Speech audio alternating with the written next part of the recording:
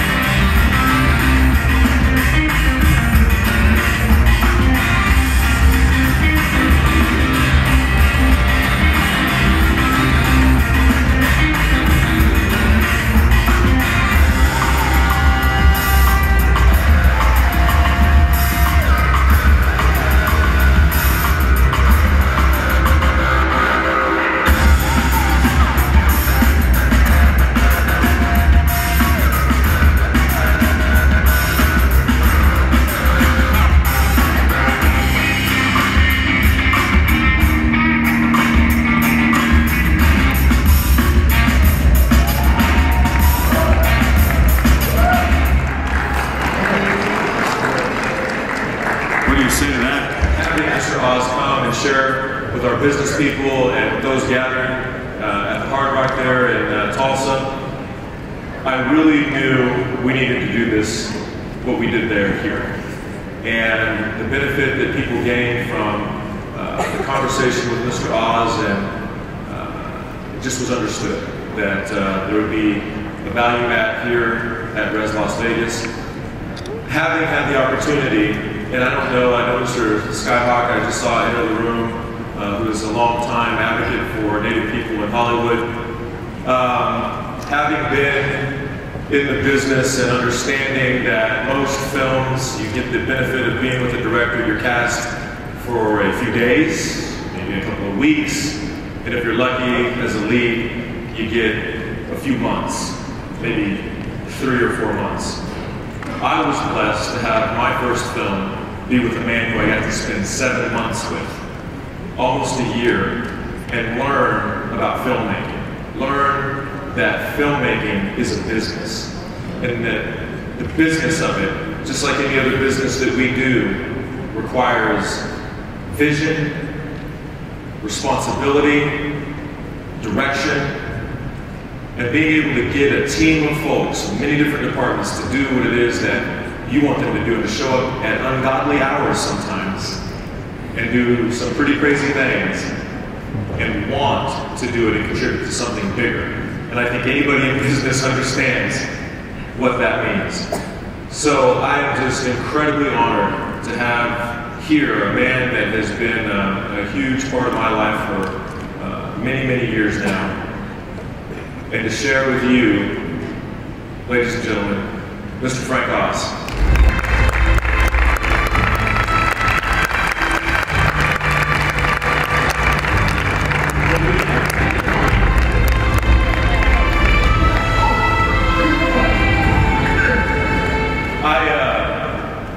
I think he was back in his trailer backstage and didn't know that we already did the film clip. So how many of you knew that Frank had worked with Marlon Brando and Robert De Niro, and how many of you knew he was as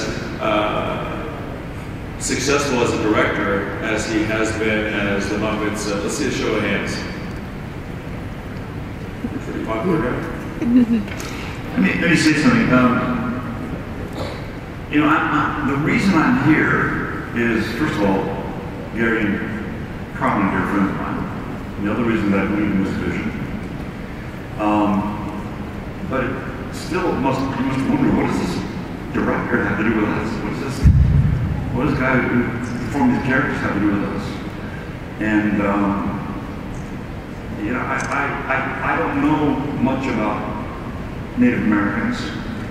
Even if I studied out, I've never know how to feel.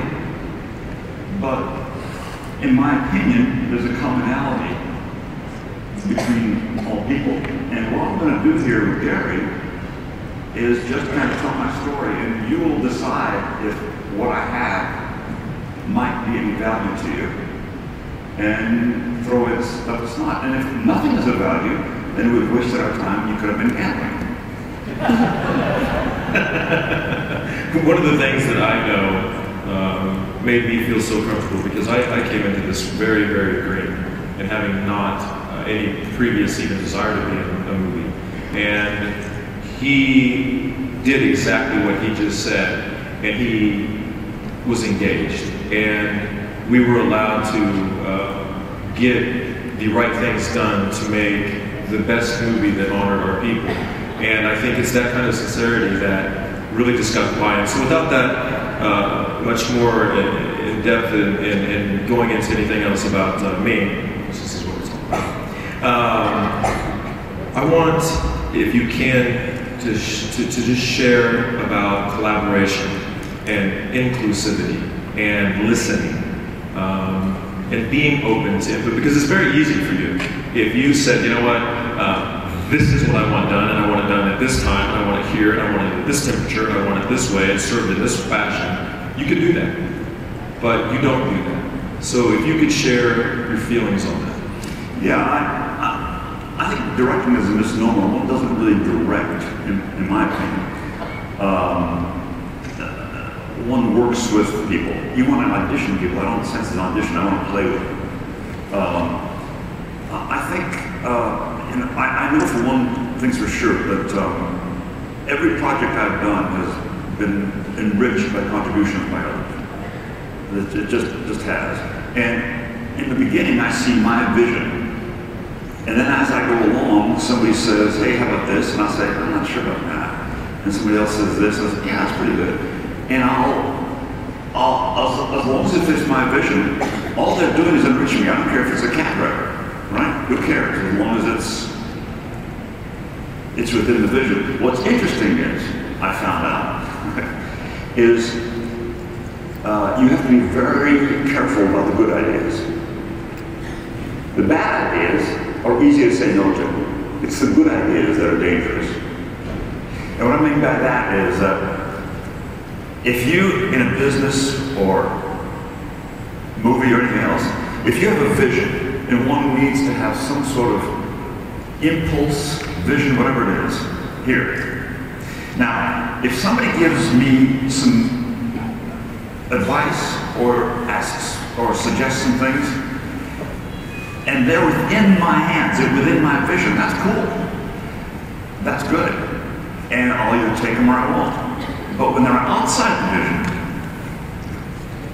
and they're good ideas, that's the danger, because what happens is, when there are good ideas outside, your vision just turns a little bit. And if you keep on taking good ideas outside your vision is going to change. It was over here, and now it's over here. And I learned that very, very strongly in a movie where I took too much advice. But my attitude really is, why not use talented people to get what we all want? I know everybody wants to do a good job. It's kind of stupid not to. Right. And with that said, it brings up something that I heard you say that I use of the many, many things, but listening is listening. Yeah. There's a difference. Listening is listening. Listening is not necessarily agreeing. And people want me to agree. And when I don't, they say I'm not listening, sometimes. So I do believe that it's important to listen, sense if there's value, and then if there's not, or if you can take pieces of it and everything, that's great. But you don't have to agree with everything. Again, you're the guy in your business or whatever else. In my business, I mean, I'm responsible for a lot of money when I direct a movie. From $10 million to over $100 million. And I take that responsibility seriously. And so I've got to keep my eyes on the prize. And speaking of that, you do, and this is sometimes this is the thing that surprises me, how people don't draw the correlation between film specifically or even the music business and understand that it is a business and it's a very serious business. Wherein most people will start up a company and get investment capital of several millions of dollars, and that'll be a company you hope thrives for 5, 10 years, longer, maybe a lifetime. You get that and have to do something with it. Maybe 3 months, 6 months, 9 months, and then you turn right around and start that whole process again. So you have to do, the pressure of that is enormous, and at the same time, you just touched on it, your departments, because it takes how many people to make a successful movie, even if it's at the $10 million level, how many people on a $100 million movie, and all of the department heads that you have to trust and believe in. So speak a little bit to establishing leadership and making sure that you have those good people on your team. Well, what I do is when I hire people for a movie, what I do is I always call 3 directors, not 4 because I get confused, and not 2, I need a tiebreaker. So if I want to hire a director of photography, that's all fine. I can look at his credits, but no one can tell from credits. I mean, truthfully, there are directors of photography who've done lousy work and the directors have lit. Who knows? And sometimes the directors have been lousy and the APs of directors of photography have been the ones who direct. You never know. So when I find somebody and I have a talk with him or her, what I always do is I call other directors, like doctor to doctor, and I say, okay, tell me straight, because I'm responsible for millions of dollars. Is this guy okay? Is this lady gonna be support? And I'll get straight answers. So that's my real key of hiring people. As far as keys goes, by the way, when I hire people for a movie, I hire 4 keys, which means key people. My key people are the most important people are the director of photography, production designer,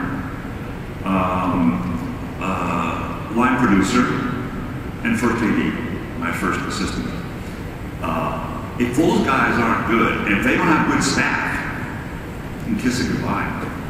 And what you do is, you gotta take a chance. It's a gamble. It's a gamble to hire me. The producer doesn't know I'm gonna direct the film, although I talk to him a great deal about it. It's still a gamble, but it'd be nice to have an informed gamble, so that's what I do. I always pick 3 people who will tell me the truth. And we do that. And actually within businesses, you know, hey, listen, Charlie, tell me the skinny on this really. Is what I heard true?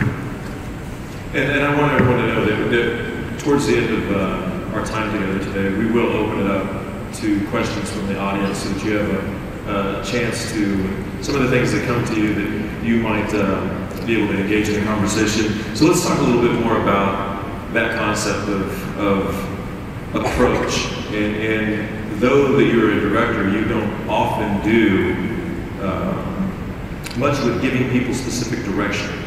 So as, in my opinion, that I've worked with several directors, you being one that as my first director, was something I couldn't appreciate, even though I appreciated it through. I appreciated it much more later after seeing other people's approaches. Where did you learn that? I learned most of it, I think, from Jim Henson. Jim was a tremendous guide to me, and we were deeply close. And he changed a lot of lives. So I learned that from him a lot. I certainly learned on the set. I also took acting classes in my 20s, not to be an actor, but to learn how to talk to actors when I became a director, if I ever became one. So that would help me how to talk with actors a bit. At the end of the day, I make dozens of mistakes every time I do a movie with an actor. I'll suggest this to an actor. I mean, I'll make mistakes. The Score was my 11th movie, 10th movie, I don't even know what it was. And, I get excited. And Edward Norton was in the Score, and I would come up to him after a take and I'd say, Edward, how do you feel about it? And he'd say, Frank, just give me a few takes, okay? And he was right. Let me breathe.